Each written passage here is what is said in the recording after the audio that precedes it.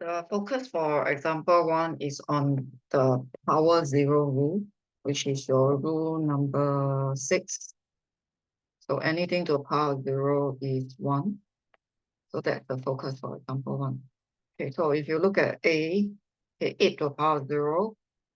So anything to the power 0 will be a 1. So be it a whole number, be it a fraction.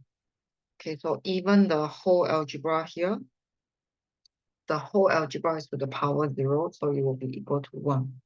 So the trick comes on part D. So for part D, right, is 5x0. So the power 0 is on x.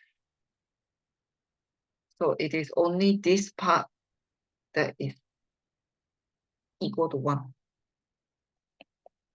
So the correct answer is a 5. So you need to take note, because if I'm going to put it this way, is the whole 5x to the power 0, then it will be equal to 1. So there is a common confusion. Okay, so then when we go to E, E is 3 to the power of 0 plus 3, 1 plus 3 squared. So if you look around, we do not have any rules to tell you how to add. So you simplify individually, and you just end up punching calculator. Okay, so if there's no rules to teach you how to add up. We only got same base multiplication, same base division, but we don't have same base addition. Okay, then if you go to F, so F you can also you can totally use same base multiplication if you want to. You can totally use your same base multiplication if you want to, or you can change this to a value 1 first. Then you can do your same base multiplication. You're still getting the same answer. Okay, so for part G, it is same base multiplication as well. Both are having the same base. So I'm using the same base multiplication. So by the time you hit the second half from rule number 6 onward, all the previous rule will still be applicable. So you get a 0, which eventually leads you to power 0, 1. Okay, so by the time you are here, right, whatever that you have learned in front will keep rolling in. So you got to be twisting all the rules in. Okay, example 2 is the one that focuses on negative power. So for negative power, you got to take note. Okay, like I mentioned, is it negative power for whole number, or is it negative power for fraction? So this one is 7, this one is 8. So where you come to negative power, there's only these two rules. So it is a matter of whether it is a negative power for whole number or negative power for fraction. So if you look at part A, it is a negative power for whole number. The whole number is 3. So I should be using number 7. So I'm using rule number 7. It's rule number 7. Okay, for part B, that is also a whole number, -5. So I'm also using rule number 7. So I'll get a -1/5. Okay, for part C and D, we are dealing with negative power for fraction. So I should be applying number 8. So for part C, I'll be applying number 8. So I will flip over first to get rid of the negative. and I will be getting okay, what am I getting? 64 if you punch your calculator.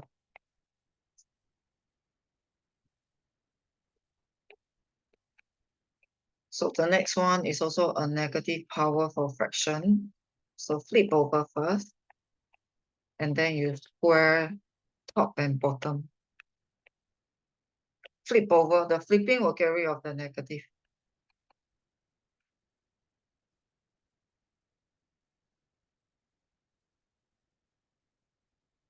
Okay, then after this, we have got some addition to get through. So if you look at part E, 6, 0, and 2 to the power minus 3. Okay, 2 to the power minus 3, I should be using rule number 7, because it's a negative power for whole number, and this is a 1. So I should be using rule number 6.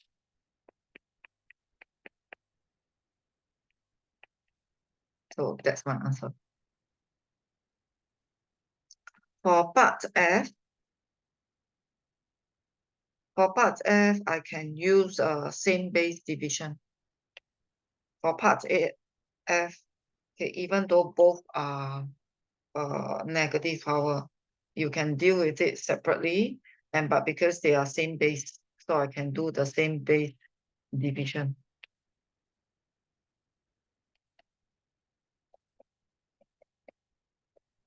So if you do the same base division, you will be minus 8 minus minus 8. You get a 0. Or else, some of you may also do this, may also look at it this way. So that also gives you a 1.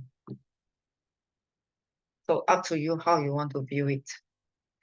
Okay, for part G, things will get slightly more complex.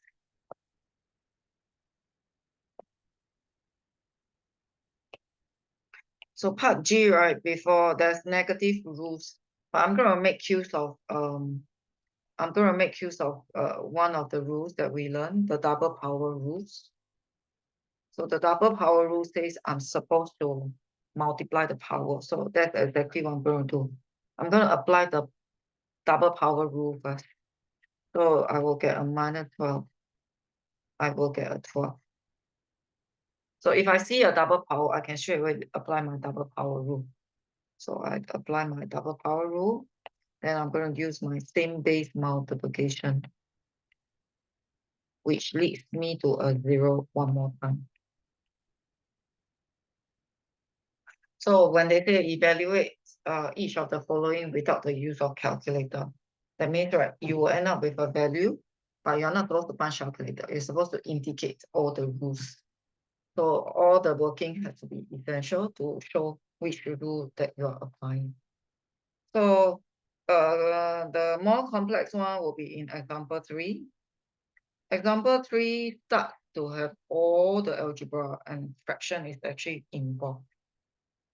So what we are going to do is, again, there will be some mixture of the previous rule, even though there's a negative power. So for example, in part A, some people may want to utilize the negative power rule first. So some people may want to use rule number 7 first in part A. Okay, for me, I prefer to be using the double power. I prefer to know to use the double power. So actually, I'm going to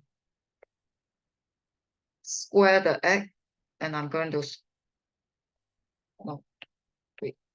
So I'm going to distribute the power minus the negative 2. I'm going to distribute to minus 4. Then I'm going to distribute minus 2 to y cubed. Then I use the double power. So when I use the double power, one of them is already a positive power, but the other one is a negative power. So this is the one that I'm going to engage my rule number 7. This one. So this one, if you use your rule number 7, you will get 1 over y6. So eventually, this is your final answer. Okay, or some students, right, they may use rule number 7 first. They get rid of the negative by using number 7. Then they use the double power rule. Then they will use the double power rule. But I feel that that one, it will be a bit more complex. So I actually try to use double power first. Okay, so when you got a division like part B, so a lot of people will find part B very confusing. But I'm going to do the same idea. So if that is the divide, I make it into a huge fraction.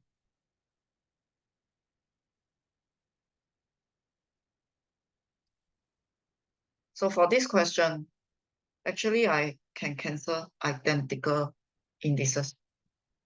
And then I can group them accordingly.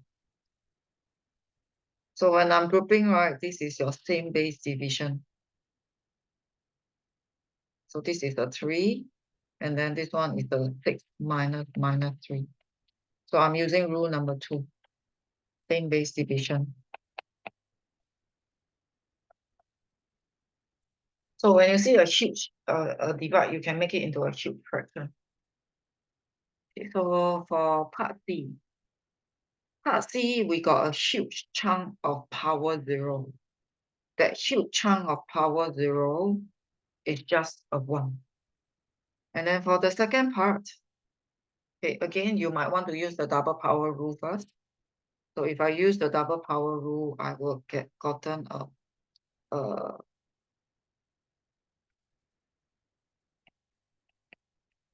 so I'm going to use the double power rule. Okay, I gotten a -3. I gotten a 7. Okay, so this is the part where I'm going to apply my rule number 7. So if I apply my rule number 7, I will get 1 over x cubed. So eventually, I get a nice fraction for me to divide. So you still remember, if you divide by a fraction, you will engage the reciprocal. So that would be my final answer. Okay, so this can be a method.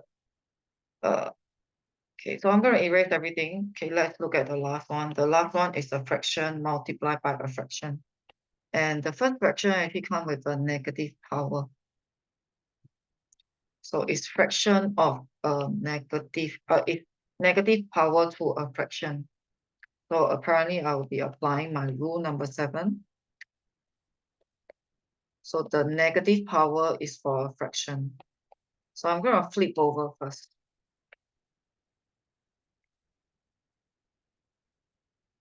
Okay, so I'm doing a direct flip over.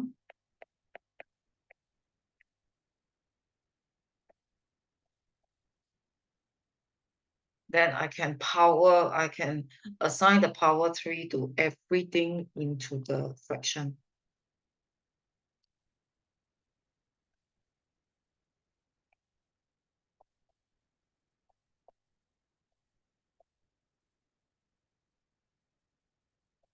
So it may look very complex. But doesn't matter. You do the idea where fraction times fraction, it will be like numerator times numerator, denominator times denominator. So what you will do is, where you're doing the numerator times numerator, you try to arrange the x, y, and z properly.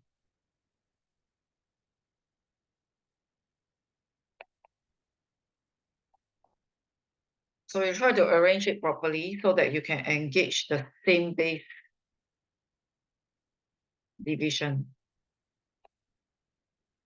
So I'm going to do the same base for x division, subtract. I'm going to do the same base for y, I'm going to do the same base for that. And eventually, whichever ends up to be negative power, then I apply the rule accordingly. So this is the negative power for rule number 6. So I'm going to, for a whole number, I'm sorry, it's a negative power for whole number. So I'm going to use my rule number 6. I will get this. And eventually I will get this.